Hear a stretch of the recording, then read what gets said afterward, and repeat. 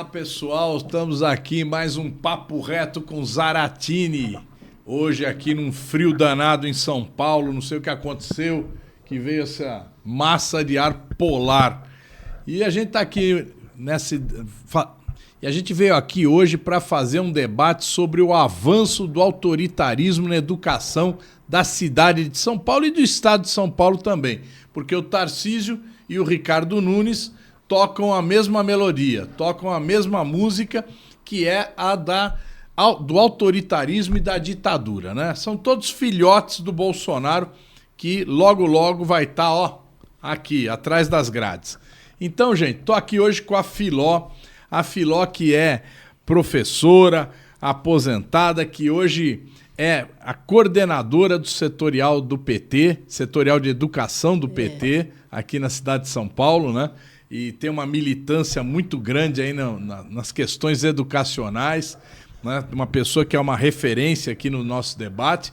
E o Ricardo Pinto, também professor municipal, né? Companheiro que também é coordenador de escola, né? Além de professor, é coordenador de escola, que também participa do setorial de educação do PT.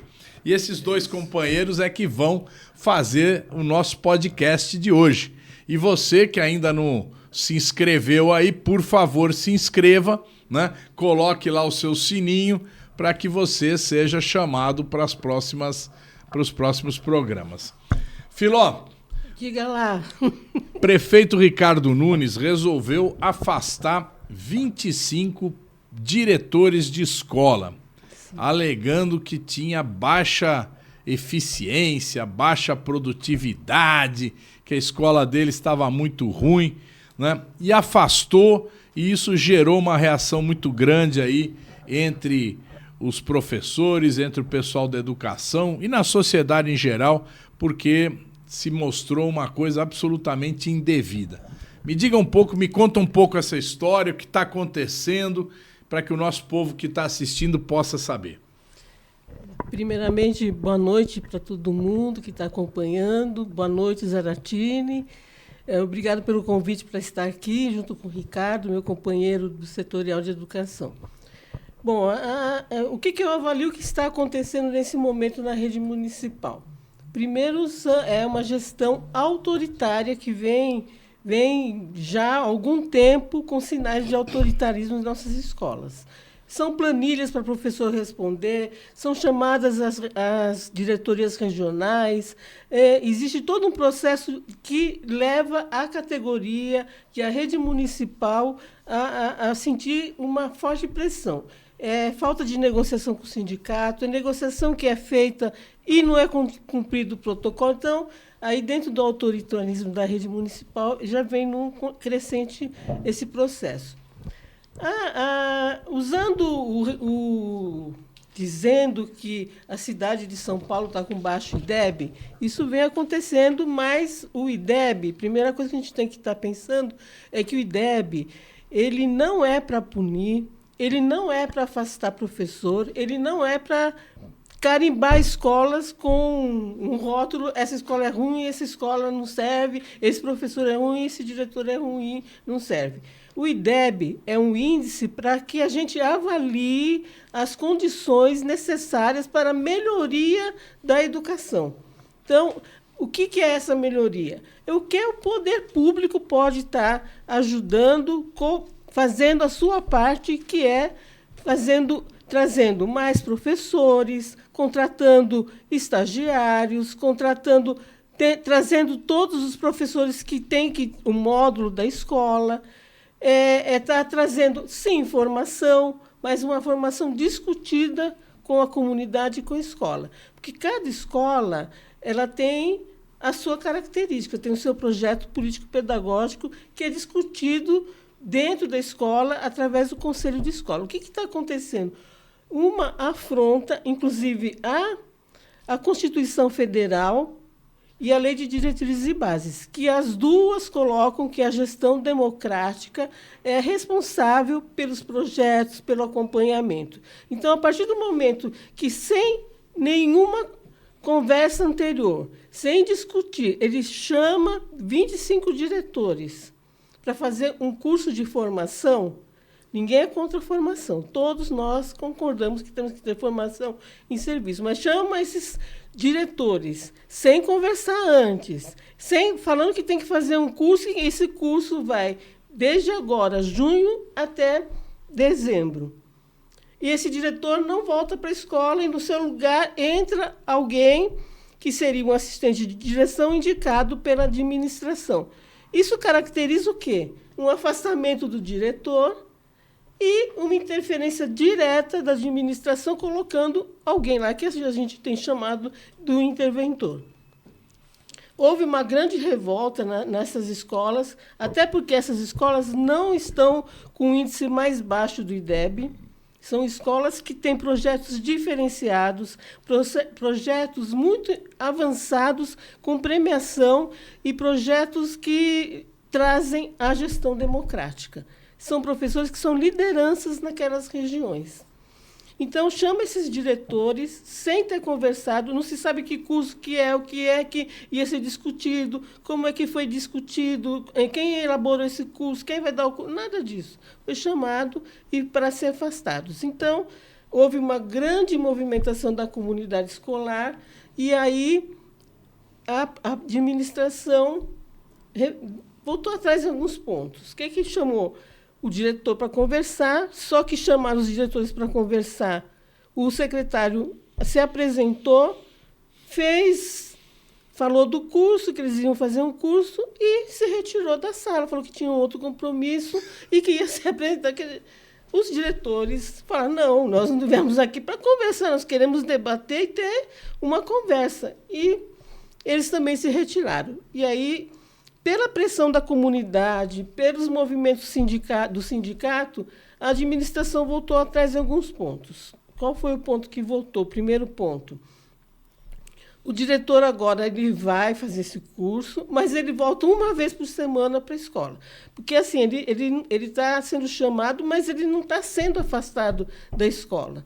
Ele continua respondendo pela escola. Então, ele volta uma vez por semana para a escola, para trazer as discussões desse curso e discutir com a comunidade. Uma vez por semana, a gente sabe que isso é impossível, não vai dar nada. E o que é que se pretende, na verdade, que a gente desconfia? É que, ao ferir a gestão democrática, é a preparação, isso aí, acho que é até um movimento, aí, uma cortina aí, para a gente não ver qual o foco principal, que é a privatização. Que, ao mesmo tempo, ele já anunciou 3 escolas que serão privatizadas. E aí, assim, que eles estão chamando de porteira fechada.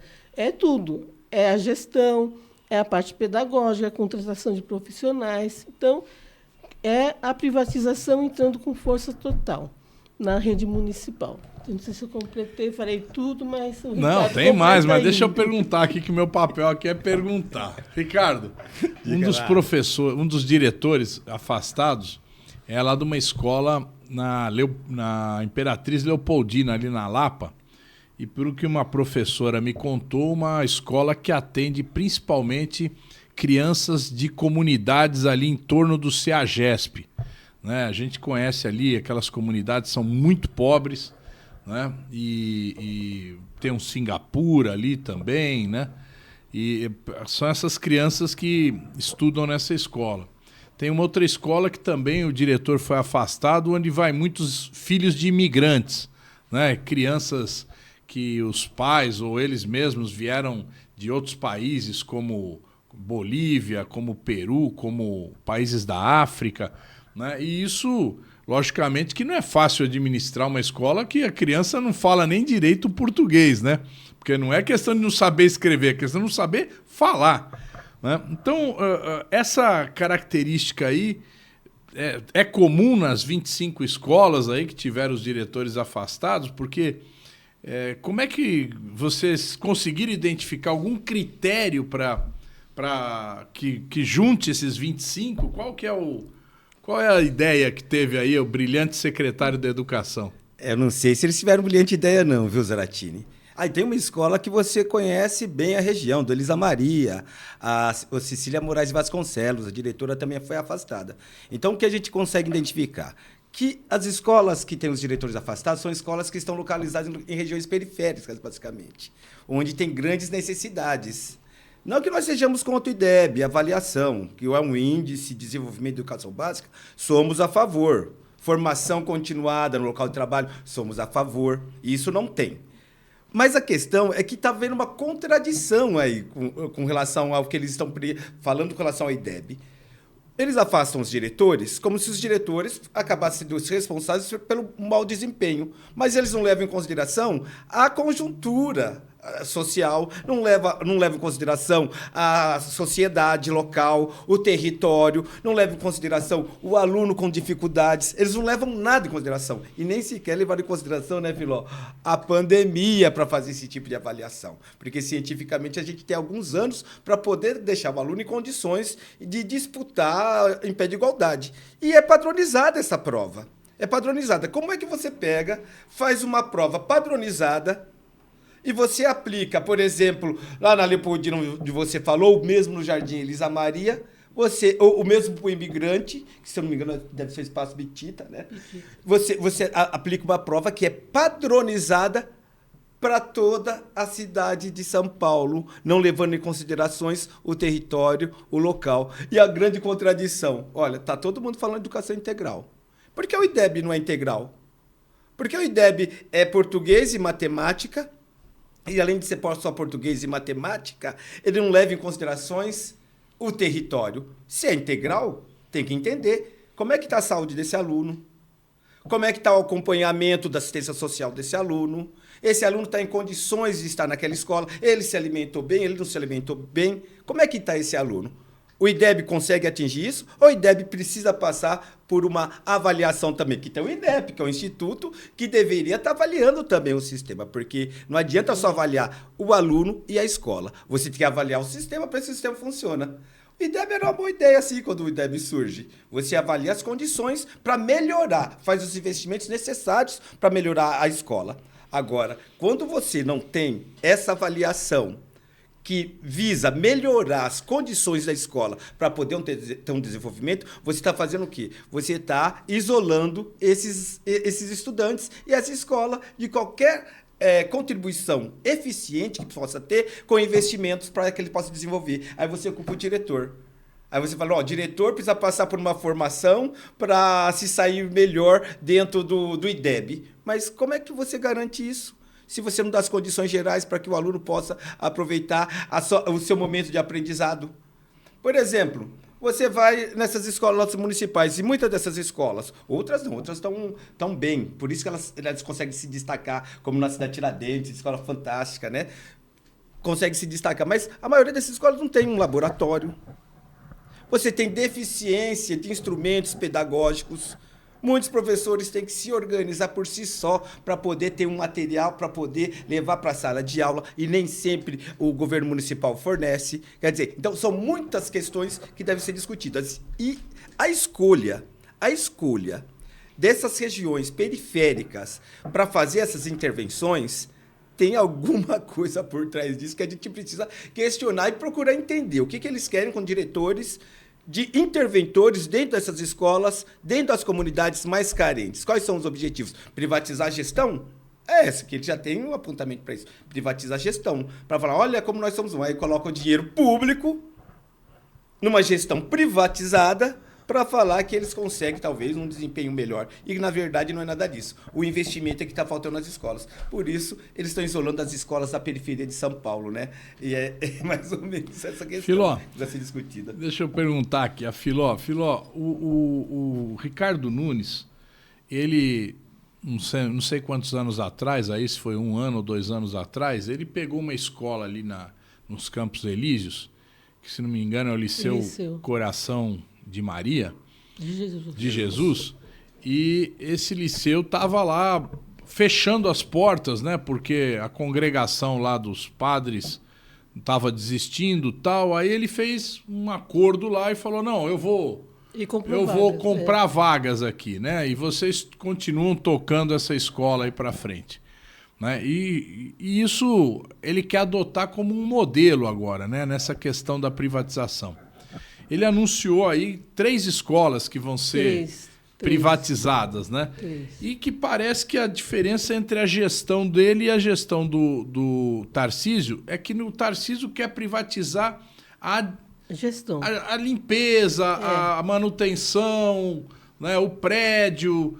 E o Ricardo Nunes, pelo que me consta, quer privatizar, inclusive, a parte pedagógica. Sim. Conta para nós um pouco aí como é que está esse debate aí na rede municipal. É a privatização com toda a força, né? Porque ele coloca como comparação o Liceu, né? Inclusive para falar do IDEB, e porque ele está chamando essas escolas, é o IDEB, em comparação com o Liceu. Ele usa o Liceu como referência. Só que o Liceu ele tem 300 alunos. As outras escolas têm 500, 800 alunos. Ele nunca mostrou, na verdade, os resultados do IDEB em relação às outras escolas. Ele fala que o Liceu está melhor, tal. Mas o que é esse melhor? E aí a gente tem que estar refletindo aqui o seguinte...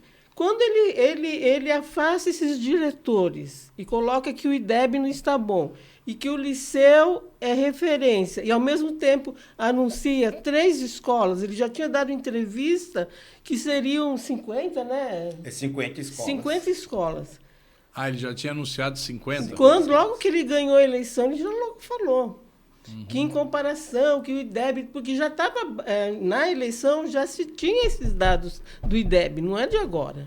Já tinha esses dados do IDEB.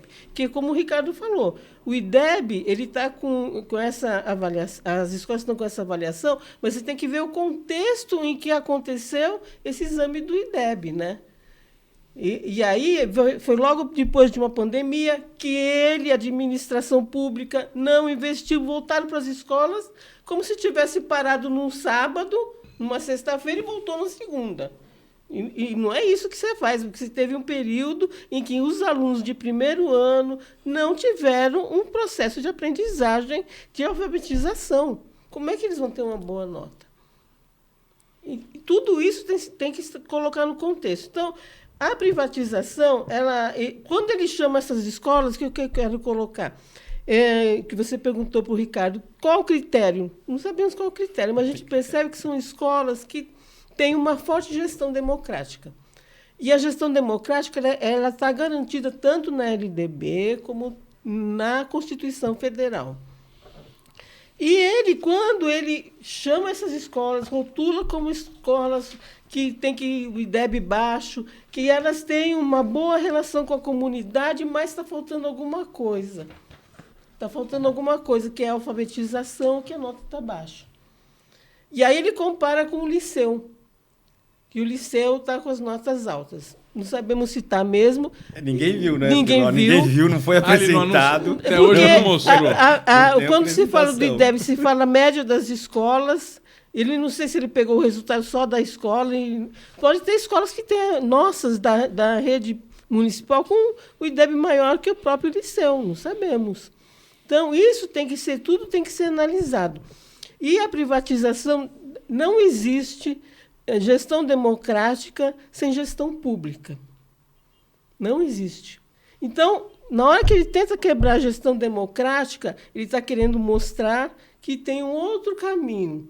E aí vem casar com a discussão do Plano Nacional de Educação. O Plano Nacional de Educação está sendo discutido agora. E que aí, o que a privatização quer? Os recursos da educação, principalmente dos fundos da educação.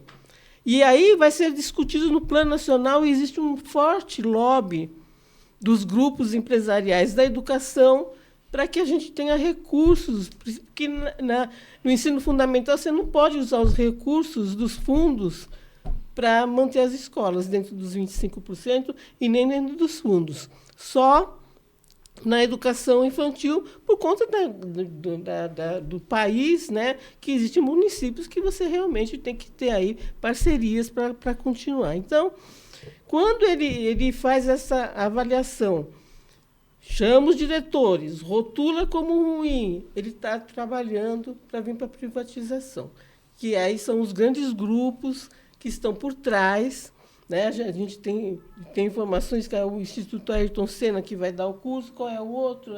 O curso não começou ainda? Já começou. Já começou. Começou essa semana. Inclusive, eu vi em alguns grupos hoje os diretores que estão fazendo o curso revoltados. Por que tem o curso? Eles estão voltando para a escola com simulados.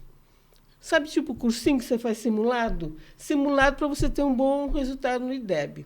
Educação não é simulado. Educação é você trabalhar a cidadania, você trabalhar os conteúdos de uma forma consciente, fazendo com que o aluno tenha uma aprendizagem. E não adestramento de simulados, não é cursinho. É que, na verdade, eles não entendem que é educação pública, né? Eu estou pensando já nisso. A educação pública está longe deles. É uma educação de mercado mesmo, onde eles querem garantir algum tipo de ganho ali. Porque eles não... Por exemplo, você falou do Plano Nacional de Educação. Olha, em 2016 nós tivemos um golpe aqui no Brasil, certo? A partir dali, nós fomos atacados. O Plano Nacional de Educação foi atacado. Estava tudo paralisado. E agora eles vão cobrar que os alunos tenham bom desempenho.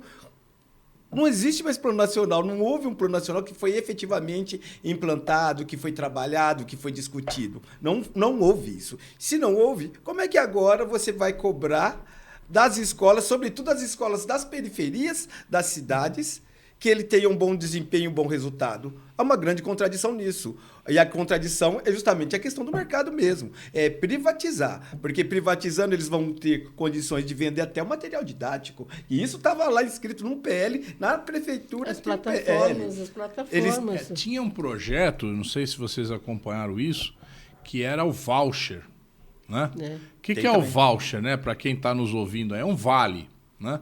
Então o camarada dava um vale para você, sei lá, de R$500 por mês. Se você fosse na escola pública, você não pagaria nada.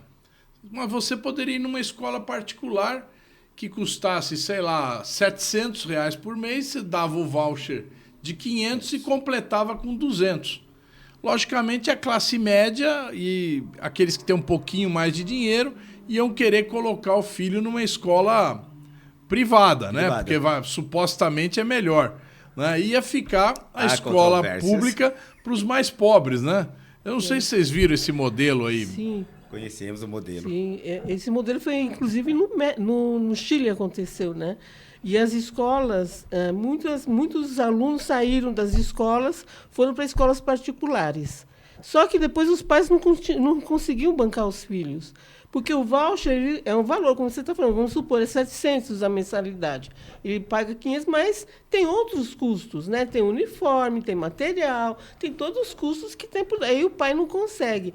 E as escolas públicas ficaram renegadas.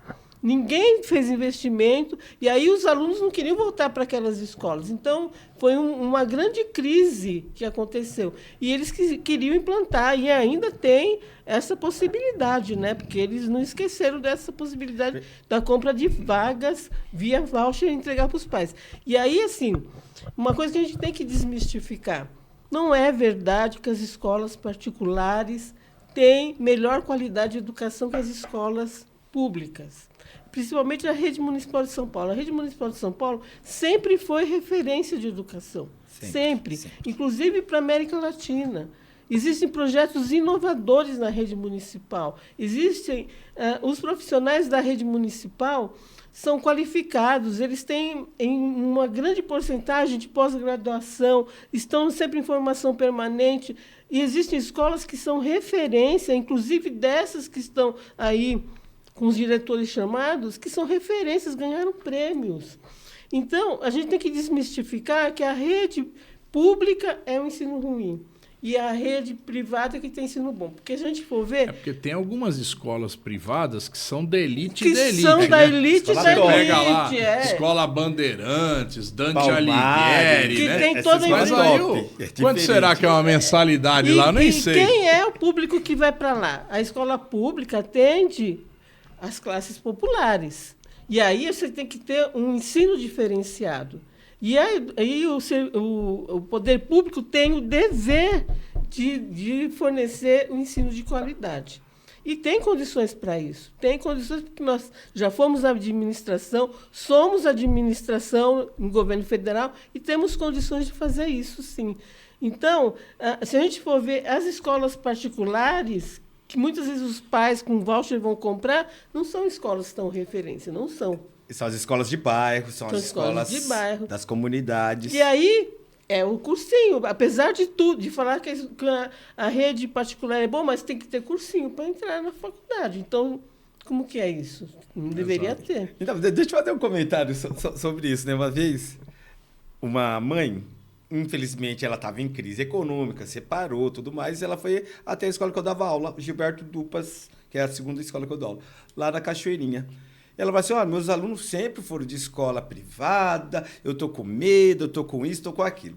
E os meninos super, assim, tímidos, que eles não tinham muita expressão na escola.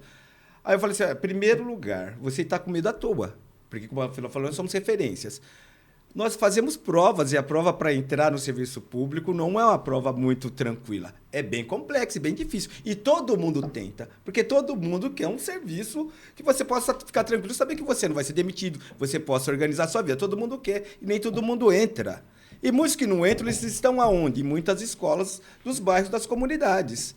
E ela conseguiu ver a diferença, depois de um mês ela trouxe a diferença. Ela já tinha crianças da casa dela que já estavam mais falantes, que corriam, porque nossas crianças têm que correr. Criança tem que correr mesmo, andar, porque criança tem que brincar. E muitas escolas padronizam uma série de robozinho e não dá essa permissão à criança para que ela possa se desenvolver dentro do seu tempo. Então, a escola pública é uma escola de referência e deve continuar sendo mesmo. Foi assim no passado e vai ser assim sempre, porque nós trabalhamos muito na escola pública. Agora, o voucher é um apelo. Dinheiro na mão de uma comunidade carente, Zaratini, é sempre um apelo muito grande. E eles jogam com isso. Fala assim, dá uns 500 e 700 reais na mão da família lá, acha que vai fazer milagres e não vai conseguir fazer muita coisa. Só vai transferir o dinheiro público para iniciativa privada. É isso. E essa iniciativa privada, às vezes pode ser uma escola ligado, sei lá, pode ser ligada a uma igreja A, B ou C, que esse recurso vai sair dos cofres públicos, passa pela mão da família e vai para a iniciativa privada e sabe-se lá qual o interesse dessa iniciativa privada que vai abocanhar esses recursos. E é muito, né? O IDEB rima com Fundeb. Olha só, eles são de olho. O Fundo de Desenvolvimento. Estão de olho no Fundeb. Estão de olho no Fundeb. Filó, aqui em São Paulo, o Paulo Maluf foi o que criou o chamado PAS, né? Que era um programa que ele criou para que as unidades de saúde, UBS, pronto-socorro, hospitais, fossem transferidos para iniciativa privada, né? Aquele PAS fracassou, foi à falência, virou uma corrupção gigantesca, né? Depois que ele saiu, já estava corrupção no governo dele, mas aí o Pita escancarou, o Pita foi o prefeito que veio depois, né? E aí o PSDB criou o modelo das OS, né? Organizações sociais, que são organizações criadas a partir de faculdades, né? De universidades. Então tem as OS ligadas à USP, ligada à Universidade Federal, tem OS ligada ao Albert Einstein, né? São OS conhecidas aí como primor, né? do atendimento à saúde. E o atendimento à saúde hoje em São Paulo deve ser, através dessas OS, pelo menos 80%, né, me parece. Será que esse modelo de OS eles querem utilizar na educação também? Sim, é esse modelo mesmo. Aliás, essa discussão da privatização da educação via OS já vem desde essa época, né? Era saúde e educação. É que não conseguiram durante todo esse período, porque os movimentos da educação são fortes, porque os sindicatos são fortes, porque existe uma legislação muito rígida na educação, né? Tem a Constituição, tem a Lei de Diretrizes e Bases, tem a Lei Orgânica do Município. Então, tem uma série de leis que não deu tanta flexibilidade para eles fazerem igual fizeram na saúde, mas vem desde essa época. E aí, quando chegou na gestão agora do Ricardo Nunes, eles resgataram esse projeto novamente. Então, eles estão implantando. Primeiro foi na Câmara com uma vereadora, que eu prefiro nem falar o nome dela, porque ela é assim extremamente desrespeitosa com o funcionalismo, com os professores, inclusive na campanha salarial. Foi agressiva, xingou, e aí você percebe que é um método de ação da direita que é para pressionar as pessoas, para as pessoas se sentirem constrangidas e não continuarem na luta. Então, colocando os professores como vagabundos, como drogados, como coisas horríveis que foram colocadas. Para quê? Justamente para começar a quebrar a confiança da população em relação a essas escolas e poder vir com o projeto das OS, que é o que ele está fazendo com essas 3 escolas. É lógico que ele não anunciou ainda quem são os grupos que vão assumir essas escolas. São escolas que estão sendo construídas, foram construídas com recurso público e o prédio vai ser entregue para essas OS, que não sabemos ainda, porque não saiu ainda nenhuma portaria, nenhum edital, nada de parceria. Mas só anunciou que vai ter só 3. Anunciou que Mas não disse quais são as 3, São as 3 que estão sendo... uma em Pirituba... Eles vão construir ainda, né, essas uma escolas, em Pirituba... Né? Parece que já estão terminando as construções. Né? Uma é em Pirituba, outra em Campo Limpo... Acho que é em Perus. Não sei. São 2 que ficam mais na região da Zona Norte e uma em Campo Limpo. Mas vamos pegar uma escola novinha, em folha. Entregar para... Aconteceu com os céus, né? Com os céus também. Os últimos céus construídos também ele entregou para a gestão privada. Mas, inclusive, a parte pedagógica, não. Só a parte administrativa, vamos dizer assim. A parte administrativa, mas as escolas que funcionam nos céus novos, por exemplo, não tem educação infantil. Eles desmontaram. Desmontaram todo o complexo como a gente fez os céus. Então, por exemplo, essas escolas novas não tinham os cargos para chamar as pessoas, então chamaram professores contratados, que isso já descaracteriza o céu, né? Porque você tem que ter ali um trabalho e o professor, quando ele faz o concurso público, ele permanece. A maioria permanece, então tem todo um trabalho do projeto pedagógico em continuidade. Então, quando ele não cria os cargos e chama contratados, você já quebra isso e você vai entregando para a gestão privada essas contratações. O Ricardo Nunes diz que é candidato a governador, né? Se ele for candidato a governador, ele tem que sair do cargo em abril do ano que vem, no final de abril do ano que vem. Assume o vice-prefeito, que chama... Esqueci até o nome dele. Ninguém lembra o nome do vice-prefeito? O vice-prefeito que era da Rota. Eu só sei a biografia. Da Rota, né? Acha aí o nome do vice-prefeito pra mim. É desprezível saber o nome, nós sabemos que mas esse camarada, ele ficou uns dias aí ocupando o cargo da prefeitura, o Ricardo Nunes foi viajar, ele assumiu, e aí uma das coisas que ele fez foi entrar lá na área de abastecimento da prefeitura e exonerou todo mundo. Disse que todo mundo era ladrão, exonerou todo mundo. Depois foi lá debaixo do viaduto do Minhocão e construiu 4 vagas de estacionamento para tirar os moradores de rua. Né? Então, imagina esse cara...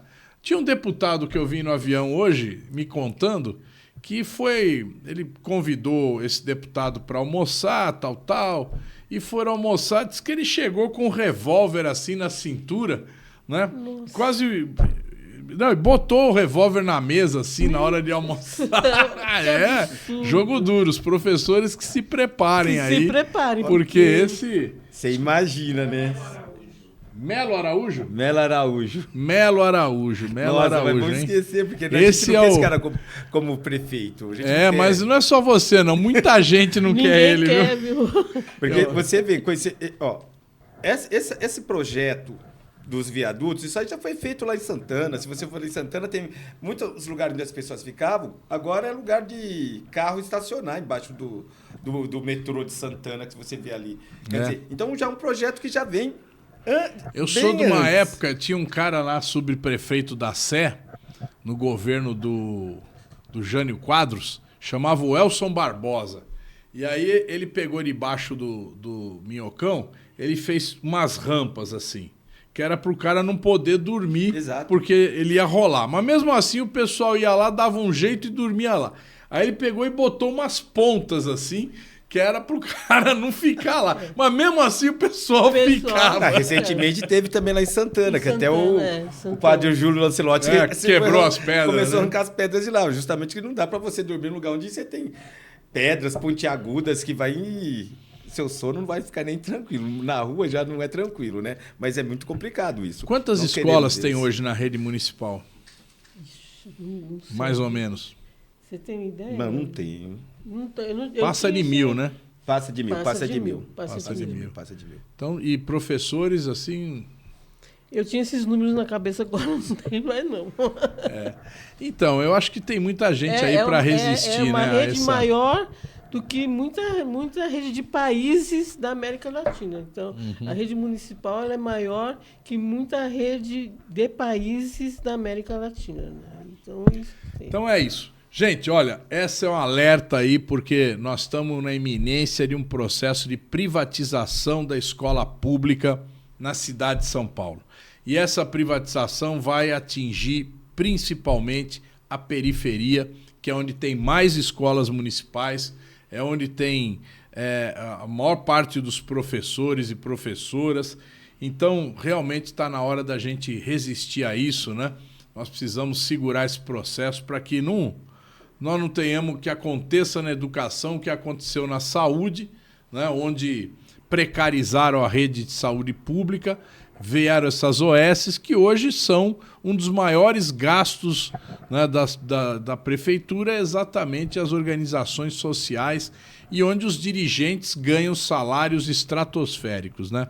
Então, eu quero agradecer a vocês, passar a palavra para vocês encerrarem. Obrigada, Zaratini, pela oportunidade de estar aqui e colocando essa questão, porque a gente está muito preocupado, porque é um engano achar que ao privatizar a gente vai ter melhoria na qualidade da educação. Não é verdade. É pelo contrário. A gente já está vendo aí pelos cursos, é adestramento. E as nossas crianças, os nossos jovens, adolescentes, eles precisam e necessitam de ter... É um direito ter educação de qualidade e privatizado não será de qualidade, porque privatizado, o objetivo principal é o lucro. Então, cortes vão acontecer, cortes de funcionários, cortes de manutenção de escola e cortes de processo pedagógico. E o processo pedagógico a gente já está vendo aí pelo curso. Adestramento não é educação. Então, muito obrigado e vamos continuar aí na luta.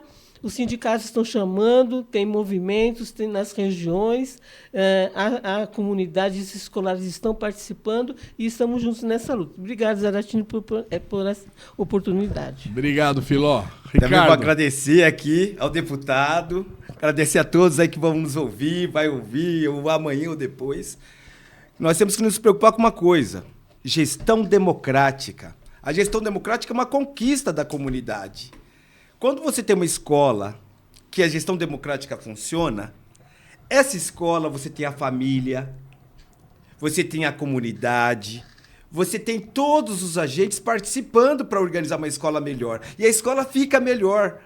As crianças ficam mais felizes, os jovens mais confiantes e os adultos mais tranquilos. Então, quando se propõe a privatização, é para destruir qualquer relação das famílias com as escolas. E assim a gente impõe. A gente não. Eles querem impor um mecanismo de educação que não cabe à nossa comunidade. Porque nós não queremos somente formar nossas crianças para ficar atrás de um balcão. Se bem que atrás de balcão é uma coisa muito nobre. Mas por que nós não podemos também formar nossas crianças das periferias para ser grandes gestores de grandes empresas também?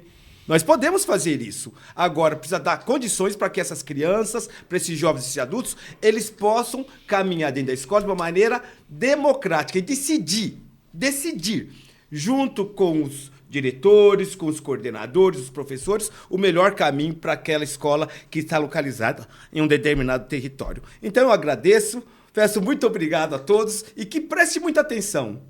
Sem a democracia, a escola não vai para lugar algum. Obrigado. Valeu, gente. Muito obrigado a vocês. E se prepare aí, vem mais programas aí, hein? Se liga. Se inscreve aí, bota o sininho. Abraço.